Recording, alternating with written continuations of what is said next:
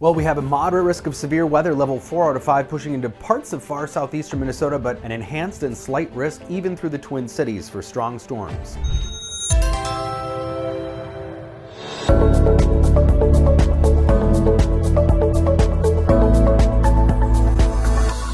So we haven't had severe weather set up like this yet this season, but moderate risk, level 4 out of 5, right into the far southern parts of Fillmore and Houston counties. Slight risk through the Twin Cities, and the enhanced risk just to the southeast of the Twin Cities. Now this hatched area, which is just to the southeastern edge of the Twin Cities into Iowa, this is where the Storm Prediction Center has a 10% chance of EF2 or greater tornado because of the just intense setup we have today. Plenty of moisture to work with, a summertime air mass, dew points in the 60s, even 70s pushing into southeastern Minnesota, but a powerful storm system, unusually intense for this late in the season. This is something we'd expect more in the winter, an intense low pressure.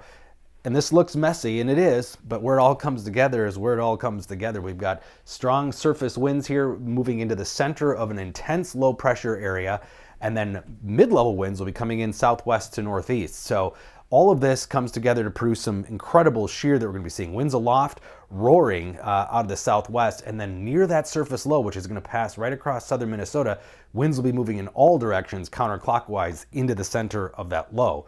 So winds at the lower level, just 4,000 feet up. Later today, 65 miles an hour, but 75 miles an hour at 9,000 feet.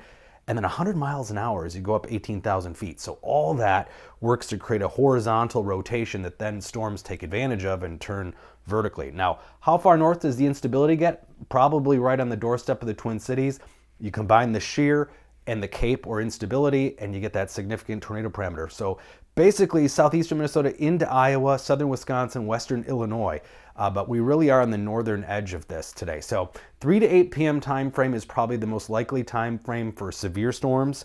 We'll see those storms fire up along that surface low, which will be moving into southern Minnesota by the evening already, and then lingering showers into early tomorrow for northern Minnesota. But we also have a flood watch to contend with for most of the eastern half of the state because ground is already saturated and we could see several inches of rain in some spots.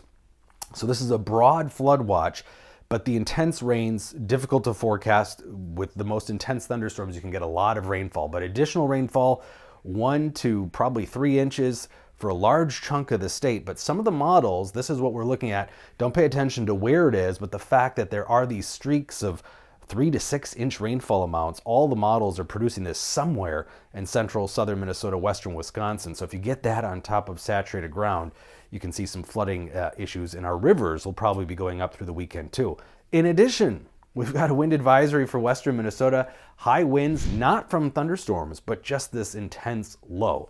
So a lot going on later today. It's going to be much calmer tomorrow. The sun breaks out for us in southern Minnesota, 72.